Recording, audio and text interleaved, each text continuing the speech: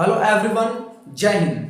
आज इस वीडियो में हम बात करें छत्तीसगढ़ प्राचीन इतिहास को लेकर के सातवाहन काल के बारे में। सातवाहन काल का छत्तीसगढ़ से संबंध रहा है या नहीं रहा, इसके बारे में हम चर्चा करेंगे। छत्तीसगढ़ प्राचीन इतिहास को लेकर के लगातार सीरीज चल रही है और बहुत से कमेंट आ रहे थे कि छत्तीसगढ़ प्राचीन इतिहास के बारे में वीडियो बनाइए करके, तो लगातार इसके ऊपर सीरीज चल रही है। आज हम छत्तीसगढ़ प्राचीन इतिहास के सातवाहन काल के बारे में चर्चा करेंगे, जो छत्तीसगढ़ से रिलेट करती है या नहीं करती है, या सातवाहन काल जो राष्ट्रीय स्तर पर इनका शासन रहा है। तो सातवाहन काल का जो छत्तीसगढ़ में शासन था या नहीं था, तो शासन किए तो क्या क्या इनके साक्ष्य या गवाह हैं, उनके बारे में हम चर्चा करेंगे। फॉर एग्जांपल हम आपको समझाते हैं, ठीक है। बहुत से लोग जब हम मौर्य काल कह रहे थे तो कमेंट आ रहा था कि थोड़ा कुछ उदाहरण देकर समझाइए। फॉर एग्जाम्पल हम आपको समझा रहे हैं, ऐसे ही समझा रहे हैं।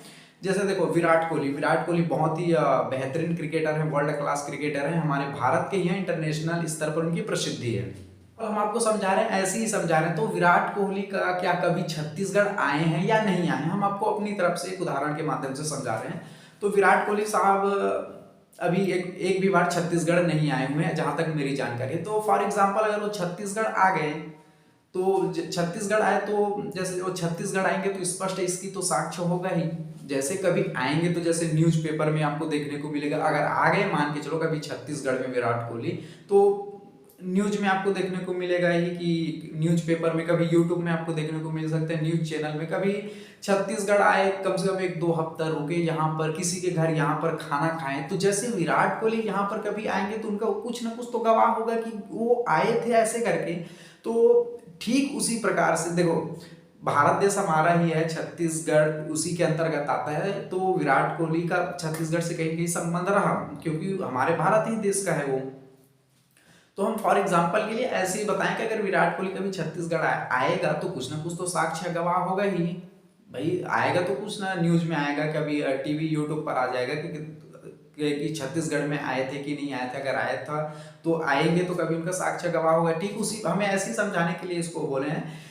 तो ठीक उसी प्रकार से सातवाहन काल जो है, पूरे राष्ट्रीय स्तर पर इनका वंश इतना जबरदस्त यहाँ से शासक निकले हैं। तो क्या सातवाहन काल का छत्तीसगढ़ से रिलेट या संबंध रहा है, या सातवाहन काल ने कभी छत्तीसगढ़ में शासन किया है या नहीं किया है? तो छत्तीसगढ़ में सातवाहन काल ने शासन यहाँ पर किए हुए हैं, और उनके साक्ष्य, ये सभी चीजें साक्ष्य जो इस बात को यह प्रूफ करती है कि सातवाहन काल का छत्तीसगढ़ में शासन रहा है। क्योंकि देखो, कोई भी चीज को हम किस आधार पर जानेंगे, गवाह के तौर पर कुछ मूर्तियां वहां पर मिल जाएगी, कभी कुछ शिलालेख शिला चित्र देखने को मिल जाएगी, कुछ काष्ठ स्तंभ देखने को मिल जाएंगे उस स्तर पर।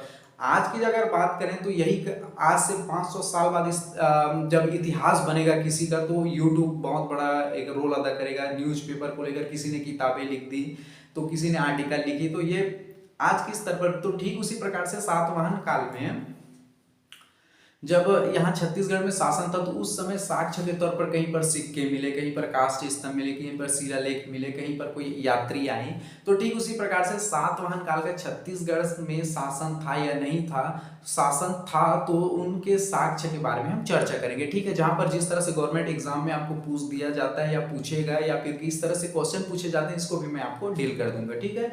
तो सातवाहन काल जो है राष्ट्रीय स्तर पर ये इन शासकों का बड़ा बोलबाला था, अच्छे शासक रहे। इस सातवाहन काल के छत्तीसगढ़ में संबंध भी रहा है, यहाँ पर शासन भी किए सातवाहन काल ने। उनके साक्ष्य और गवाह के बारे में देखेंगे, जो ये बात को प्रूफ करते हैं कि सातवाहन काल का छत्तीसगढ़ में शासन था, ठीक है।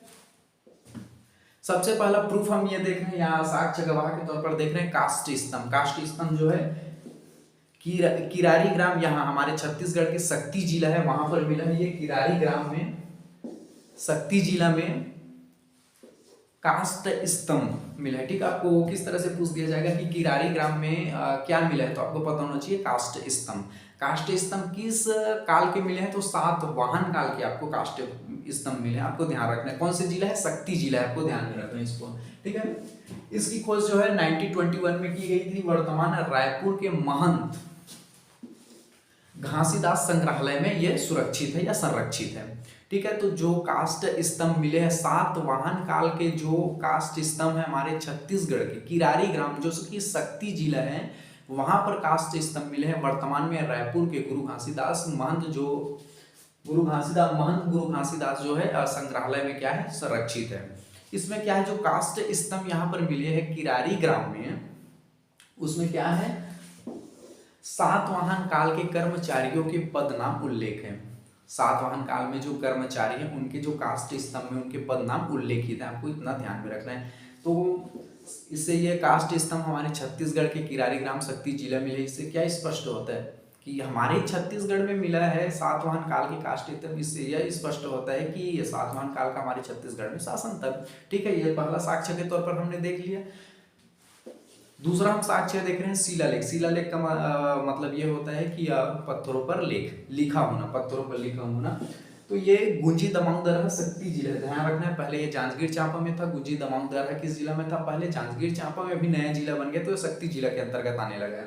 तो गुंजी दमाऊ दरहा आपको ध्यान रखना है, इनको डिस्ट्रिक्ट पूछता है। गुंजी दमाऊ दरहा किस काल से रिलेट करती है? गुंजी दमाऊ दरहा आपको ध्यान में रखना है सातवाहन काल को लेकर के ये एक शिलालेख है जो अभी शक्ति जिला में पाया गया था। ठीक है, पहले जांजगीर चांपा में था, नया जिला बन गया शक्ति जिला। ठीक है, भाषा की प्राकृति है, आपको ध्यान में रखना है। इस शिलालेख में क्या लिखा है? जो इसके जो शासक थे कुमार वरदत्त श्री, इस शिलालेख में मिला है कि कुमार वरदत्त श्री ने अपनी आयु बढ़ाने के लिए ब्राह्मणों को 1000 जो गाय दान की थी उनका उल्लेख है इसमें, आपको ध्यान में रखना है इसको। जो कुमार वरदत्त श्री के गौदान का उल्लेख है, जो 1000 गौदान का, ठीक है, ब्राह्मणों को। तो आपको ध्यान में रखना है कि दूसरा साक्ष्य के तौर पर शिलालेख है। ये शिलालेख कहाँ पाए गए थे? गुंजी दमाऊ दरहा जो कि शक्ति जिला है, आपको ध्यान में रखना है। और इस शिलालेख में क्या है? जो राजा वरदत्त श्री हैं, कुमार वरदत्त श्री के, इन्होंने अपनी आयु बढ़ाने के लिए ब्राह्मणों को 1000 गाय जो है दान में दिए थे, आपको ध्यान में रखना है। ठीक है, दूसरा हमने साक्ष्य देख लिया। तीसरा साक्ष्य है, यह है प्रतिमा को लेकर के। बूढ़ी खार, बहुत बार पूछा जाता है बूढ़ी खार जो प्रतिमा किस डिस्ट्रिक्ट में, आपको ध्यान में रखना है बिलासपुर डिस्ट्रिक्ट में। जितने बता रहा हूँ that is a most important for your the all government exam. ठीक है,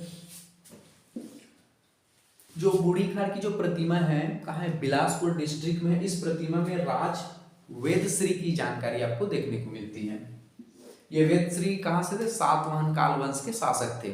ठीक है, आपको ध्यान रखना है। तो ये बूढ़ी खार बीएसपी में जो उनकी प्रतिमा है, यहाँ पर सातवाहन काल के शासक वेदश्री की जानकारी मिलती है। इससे यह स्पष्ट होता है कि सातवाहन काल का हमारे छत्तीसगढ़ में शासन रहा है। 3 हमने देख लिया, कास्ट स्तंभ को लेकर के, शिलालेख, प्रतिमा को लेकर के। अब यात्रा वृतांत को लेकर के हम बात करेंगे। जब सातवाहन काल का छत्तीसगढ़ में हमारे शासन चल रहा था तो एक इनके समय प्रसिद्ध विद्वान टॉलमी जो कि मिस्र से थे, उन्होंने छत्तीसगढ़ की यात्रा की थी, आपको इतना ध्यान में रखना है। ठीक है, छत्तीसगढ़ की इनके समय जो है विद्वान, प्रसिद्ध विद्वान का क्या नाम था? टॉलमी, जो कि कहाँ के थे? मिस्र।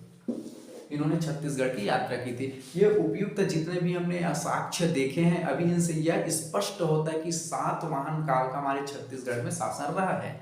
ठीक है, इस बात से प्रूफ हो जाता है। देखो, अगर किसी ने यहाँ पर शासन किया है तो उनका तो कुछ ना कुछ तो प्रूफ होगा ही, साधारण से बात है। अगर नहीं हुआ है तो वहाँ के कुछ साक्ष्य मिलेंगे ही नहीं। तो इन सब साक्ष्यों से ये बात पता चलता है कि सातवाहन काल का हमारे छत्तीसगढ़ में शासन था। इनके साक्ष्य को लेकर जहाँ जहाँ पर किस तरह से पूछे जाते हैं मैंने वहाँ डील कर दिया। आई होप आपको ये वीडियो काफ़ी समझ आ गया होगा, ऐसा आशा करता हूँ।